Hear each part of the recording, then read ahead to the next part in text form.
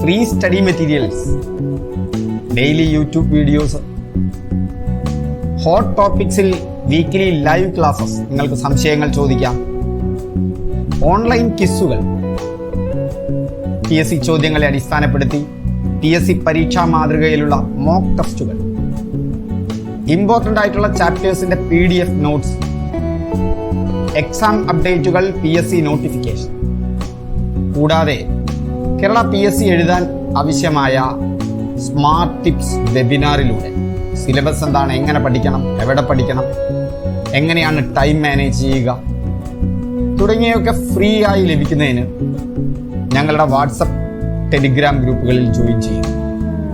Link താഴെ നൽകിയിട്ടുണ്ട്.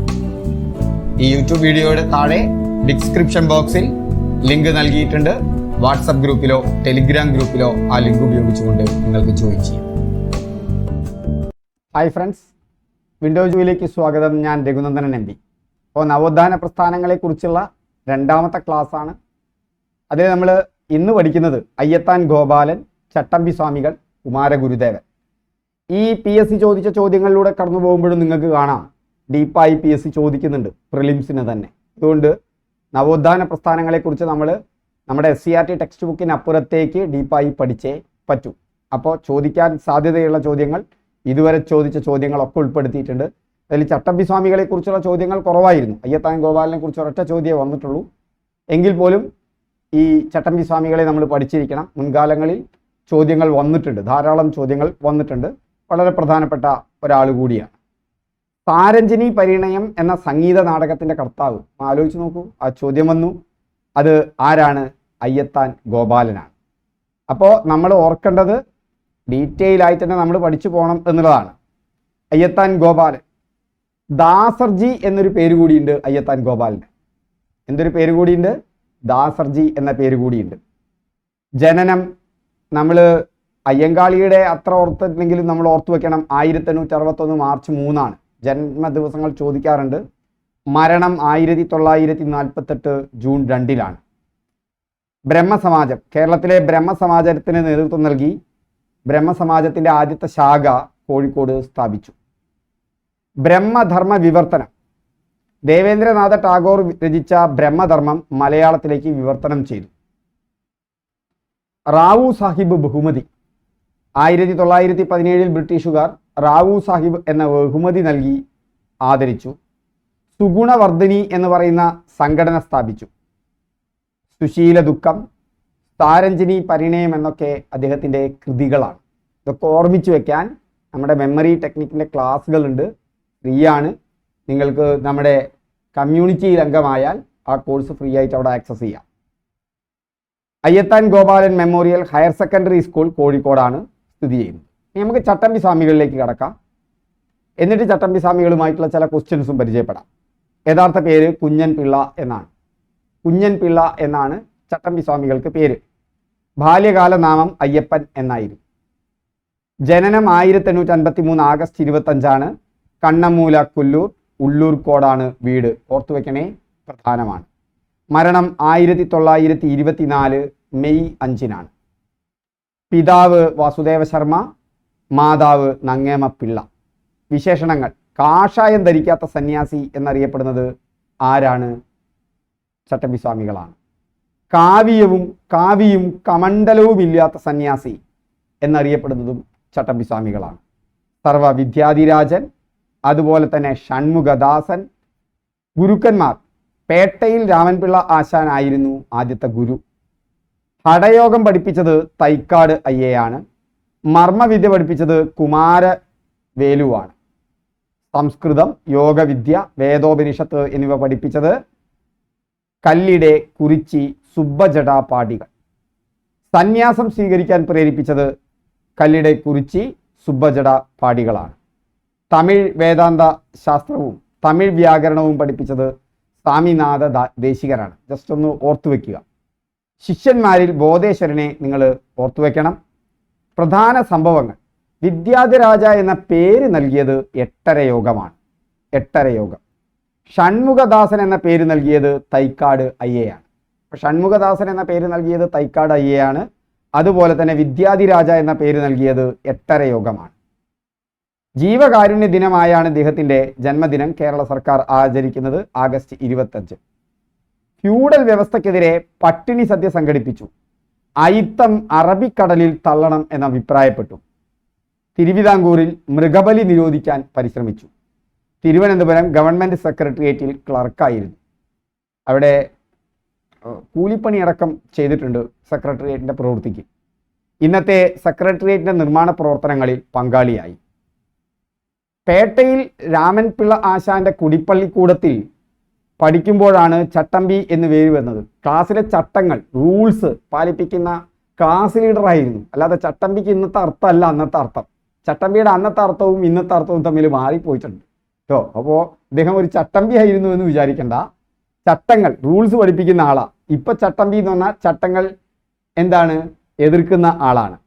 പേട്ടയിൽ രാമൻപിള്ള ആശാൻ നടത്തിയിരുന്ന ജ്ഞാനപ്രചാകരം എന്ന പുരോഗമന സദസ്സിൽ പങ്കെടുത്തു. ശ്രീനാരായണ ഗുരുവിനെ അണിയൂർ ക്ഷേത്രത്തിൽ വെച്ച് കണ്ടുമുട്ടി. 1882 ചെമ്പഴന്തിയിൽ വെച്ചിട്ടാണ്. വിവേകാനന്ദനുമായി കൂടിക്കാഴ്ച അത് 1892 10 വർഷം കഴിഞ്ഞപ്പോൾ എറണാകുളത്ത്. ചിന്മുദ്രയുടെ പൊരുൾ വിവേകാനന്ദന് മനസ്സിലാക്കി കൊടുത്തു. മലബാറിൽ ഞാനൊരു യഥാർത്ഥ മനുഷ്യനെ കണ്ടു. നമുക്കറിയാം കേരളത്തെ ഭ്രാന്താലയം എന്ന് വിശേഷിപ്പിച്ച ആളാണ് വിവേകാനന്ദൻ. അദ്ദേഹം പറഞ്ഞത് ആ ഭ്രാന്താലയത്തിൽ ഞാനൊരു യഥാർത്ഥ മനുഷ്യനെ കണ്ടു എന്നാണ് ഇദ്ദേഹത്തെ കാണുമ്പോൾ. അദ്ദേഹം ഗരുഡനാണെങ്കിൽ ഞാനൊരു കൊതുകാണ്, അതാണ് ഞങ്ങൾ തമ്മിലുള്ള വ്യത്യാസം എന്ന് വിവേകാനന്ദനെ കുറിച്ച് അദ്ദേഹം പറഞ്ഞു. സർവജ്ഞനായ ഋഷി, പരിപൂർണ കലാനിധി എന്നിങ്ങനെ ശ്രീനാരായണ ഗുരു ആരെ വിശേഷിപ്പിച്ചു? ചട്ടമ്പി സ്വാമികളെ വിശേഷിപ്പിച്ചു. വിദ്യയും വിത്തവും ഉണ്ടെങ്കിലേ മനുഷ്യ പുരോഗതി സാധ്യമാകൂ. ജാതി വ്യവസ്ഥയുടെ, വിത്തം എന്ന് പറഞ്ഞാൽ ധനം, ജാതി വ്യവസ്ഥയുടെ കെടുതികൾ ഇല്ലാതാക്കുന്നതിന് പരിഹാരം ക്ഷേത്രം സ്ഥാപിക്കുന്നതല്ല, ക്ഷേത്രങ്ങളിലെ ജാതിഭൂതത്തെ അടിച്ചു പുറത്താക്കലാണ് വേണ്ടത് എന്നുള്ളതാണ് ആരുടെ അഭിപ്രായം? ചട്ടമ്പി സ്വാമികളുടെ അഭിപ്രായം. ജ്ഞാനോദയം ലഭിച്ചത് വടിവീശ്വരം തമിഴ്നാട്ടിലാണ്. സമാധി സ്ഥിതി ചെയ്യുന്ന സ്ഥലം ഓർത്തു വെച്ചോളൂ, പന്മന കൊല്ലമാണ്. അതിനടുത്ത് സ്ഥിതി ചെയ്യുന്ന ക്ഷേത്രമാണ് ബാലഭട്ടാരകം. പന്മനയിൽ ആശ്രമവും ബാലഭട്ടാരക ക്ഷേത്രവും പണിതത് കുമ്പളത്ത് ശങ്കരപ്പിള്ളയാണ്. അദ്ദേഹത്തിൻ്റെ കൃതികൾ വളരെ പ്രധാനപ്പെട്ടതാണ്. വേദാധികാര നിരൂപണം, പ്രാചീന മലയാളം, ക്രിസ്തുമത നിരൂപണം, ക്രിസ്തുമതച്ഛേദനം വളരെ പ്രധാനപ്പെട്ടതാണ്. ഏറ്റവും വലിയ കൃതിയാണ് ഇതിൽ പ്രാചീന മലയാളം.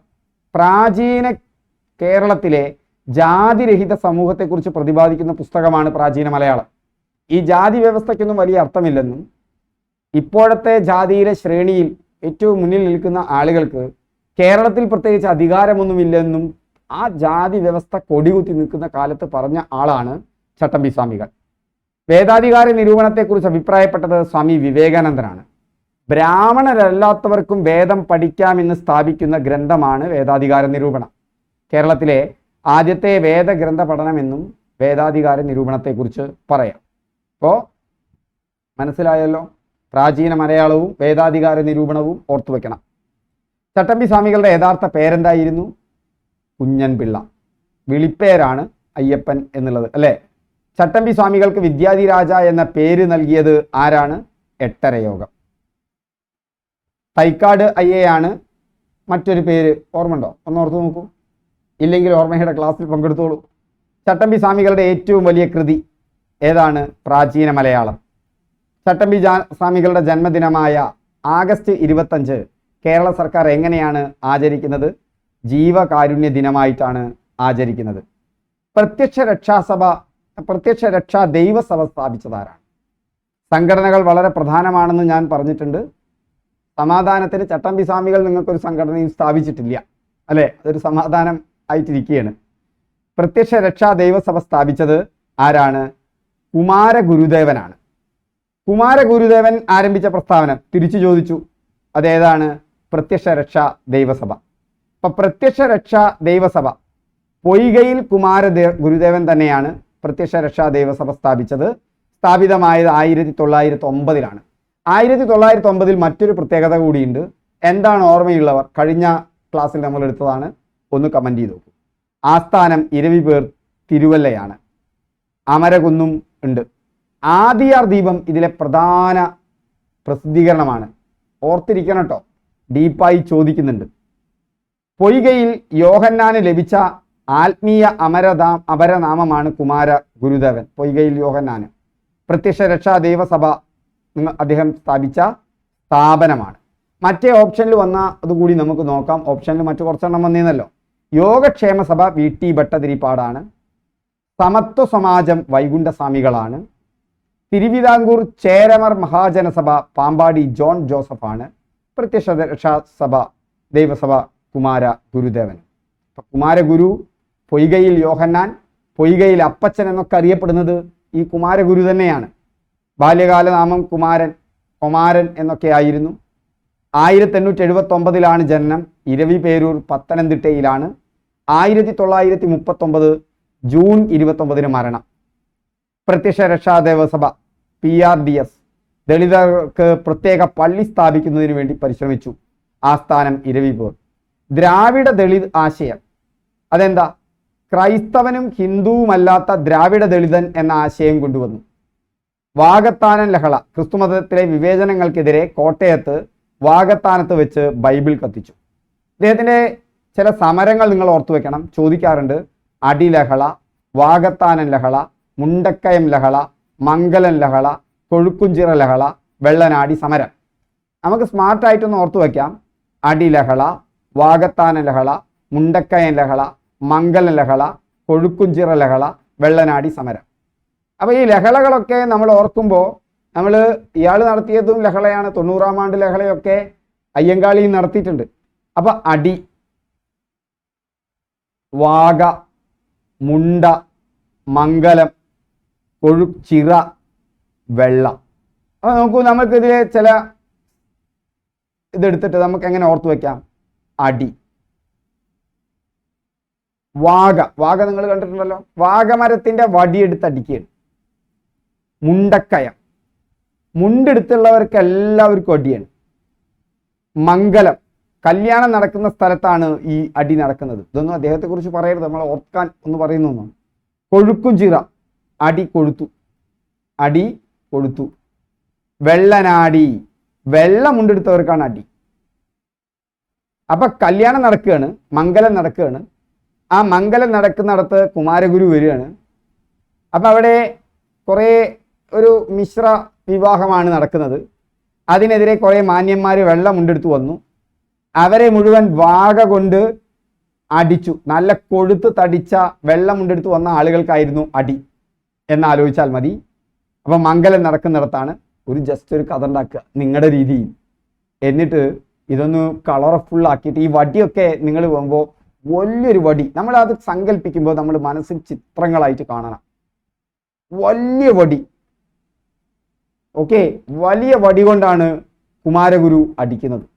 കുമാരഗുരു വളരെ ചെറിയൊരു മനുഷ്യൻ. അയാൾ കയ്യിലുള്ള വടിയോ വലിയൊരു വടിയാണ്.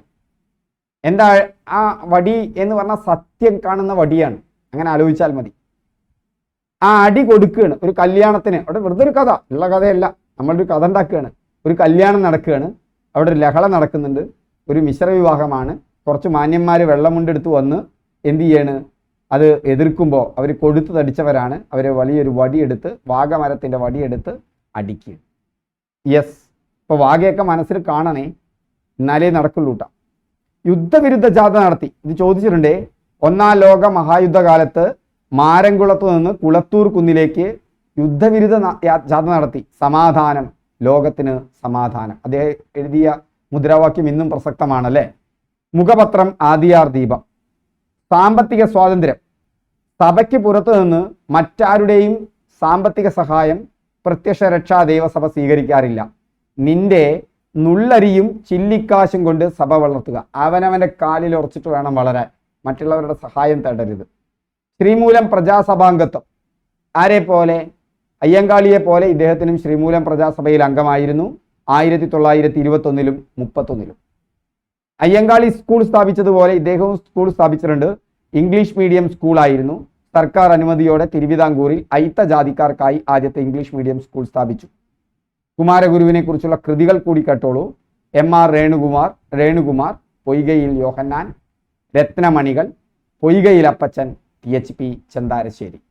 അപ്പോൾ അടുത്ത നവോത്ഥാന നേതാക്കളെക്കുറിച്ച് അടുത്ത ക്ലാസ്സിൽ നമുക്ക് പഠിക്കാം. അറിഞ്ഞോ, 10ാം ക്ലാസ് യോഗ്യതയുള്ള വിവിധ തസ്തികകളിലേക്കായി 10th പ്രിലിംസ് പരീക്ഷ വരുന്നു. 2024 ഡിസംബർ 28 ആദ്യഘട്ടം, മറ്റു ഘട്ടങ്ങൾ 2025 ജനുവരിയിൽ. സെക്രട്ടേറിയറ്റിൽ ഓഫീസ് അറ്റൻഡന്റ്, മറ്റു വകുപ്പുകളിൽ laboratory assistant, store keeper, assistant keeper, കാർഷിക ഗ്രാമ വികസന ബാങ്കിൽ പ്യൂൺ തുടങ്ങിയ വിവിധ തസ്തികകളിലേക്ക് ഒരൊറ്റ പരീക്ഷയായി വിവിധ ഘട്ടങ്ങളിലായാണ് ഈ പരീക്ഷ നടത്തുന്നത്. ഈ പരീക്ഷ ക്രാക്ക് ചെയ്യാനുള്ള വിജയമന്ത്രം എന്താണ്? എന്താണ് അതിൻ്റെ ടോപ്പ് സീക്രട്ട്? 1. സിലബസ് അറിഞ്ഞിരിക്കണം. ആ സിലബസ് പ്രകാരമുള്ള ചോദ്യങ്ങൾ ഏത് സോഴ്സിൽ നിന്നാണ് വരുന്നത് എന്നറിഞ്ഞിരിക്കണം. ഇവിടെ അത് മുൻകാല ചോദ്യങ്ങളും SCRT പാഠഭാഗവുമാണ്. 2. ദിവസേനയുള്ള ഒരു ലേണിംഗ് പ്ലാൻ വേണം. ആ ലേണിംഗ് പ്ലാനിനനുസരിച്ച് പഠിച്ചോ എന്നുറപ്പിക്കുവാൻ ദിവസേന പരീക്ഷകൾ അറ്റൻഡ് ചെയ്യണം. ആ പരീക്ഷകളിലെ നിങ്ങളുടെ പ്രകടനം വിലയിരുത്താൻ ഒരു പെർഫോമൻസ് അനാലിസിസ് വേണം. ആ പെർഫോമൻസ് അനാലിസിസിനനുസരിച്ച് നിങ്ങളുടെ പഠനം പുനഃക്രമീകരിക്കണം. 3. മോക്ക് എക്സാമുകൾ ചെയ്തിരിക്കണം. ഇതേ പരീക്ഷാ മാതൃകയിലുള്ള മോഡൽ എക്സാമുകൾ നിശ്ചിത സമയ പരിമിതിയിൽ ചെയ്തു പരിശീലിക്കണം. ഇതെല്ലാം ഒരൊറ്റ കോഴ്സിൽ, അതും അഫോർഡബിൾ പ്രൈസ് ലഭിച്ചാലോ? 2000 മുതൽ ഇതുവരെ PSC ചോദിച്ച 10th പ്രിലിംസ് പരീക്ഷയിലെ മുഴുവൻ ചോദ്യങ്ങളും അവയുടെ വിശദീകരണവും SCRT കണക്റ്റഡ് ഫാക്ട്സും കൺസെപ്ച്വൽ ക്ലാരിറ്റിയോടുകൂടി ലളിതമായി വിശദീകരിക്കുന്ന വീഡിയോ ക്ലാസുകൾ, PDF നോട്ടുകൾ. ഈ പാഠഭാഗങ്ങളും വീഡിയോ ക്ലാസുകളും മൊഡ്യൂളുകളിലായി ക്രമീകരിച്ചുകൊണ്ടുള്ള daily learning plan, daily learning പ്ലാനിനനുസരിച്ചുള്ള ഡെയിലി എക്സാംസ്, ആ എക്സാംസിലെ നിങ്ങളുടെ പെർഫോമൻസ് അനാലിസിസ്, ഇതുകൂടാതെ 100-ലധികം മോക്ക് ടെസ്റ്റുകൾ. ഇതെല്ലാം ഒരൊറ്റ കോഴ്സിൽ, അതും അഫോർഡബിൾ പ്രൈസിൽ 499 രൂപയ്ക്ക്. മാത്രമല്ല, നിങ്ങളെ കാത്ത് ഒരു സർപ്രൈസ് ഗിഫ്റ്റ് കൂടിയുണ്ട്. ഇതിന് താഴെയുള്ള ഡിസ്ക്രിപ്ഷൻ ബോക്സിലെ ലിങ്കിൽ ക്ലിക്ക് ചെയ്യൂ. ഇപ്പോൾ ഒരു സർപ്രൈസ് ഓഫറിൽ 499 രൂപയിലും താഴേക്ക് ഈ കോഴ്സ് സ്വന്തമാക്കൂ. ഇന്ന് തന്നെ ജോയിൻ ചെയ്യൂ. പഠനം തുടങ്ങൂ. ഇന്ന് തന്നെ, ഇപ്പോൾ തന്നെ.